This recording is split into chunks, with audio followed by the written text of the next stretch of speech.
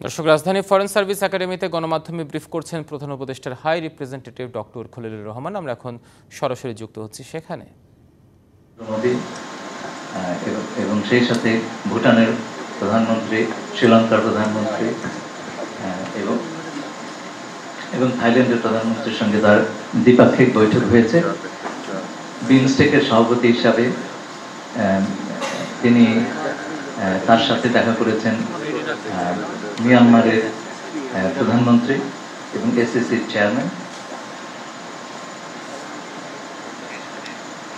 এছাড়া এই বৈঠকের আগে পররাষ্ট্র সচিব এবং পররাষ্ট্র মন্ত্রী পর্যায়ে আমাদের পররাষ্ট্র সচিব মিস্টার জসিমউদ্দিন এবং পররাষ্ট্র উপদেষ্টা মিস্টার তৌহিদ হোসেন তাদের কাউন্টার পার্টদের সঙ্গে বৈঠক করেছেন।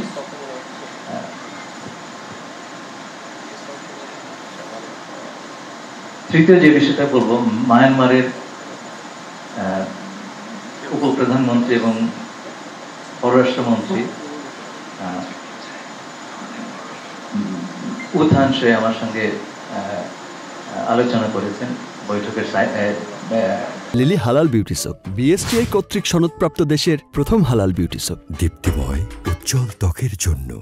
এই সম্মেলনের সাইডলাইনে একটা বড় অগ্রগতি হয়েছে, সেটা হচ্ছে আমরা 2018 থেকে 20 সালে ছয়টি কিস্তিতে তাদের কাছে যে 8 লক্ষ রোহিঙ্গাদের লিস্ট দিয়েছিলাম, সেই তালিকা থেকে তারা জানালেন 2,50,000 রোহিঙ্গার তারা রিভিউ করেছেন এবং তার মধ্যে তারা 1,80,000 রোহিঙ্গাকে আইডেন্টিফাই করেছেন যে যারা মিয়ানমার থেকে এসেছে।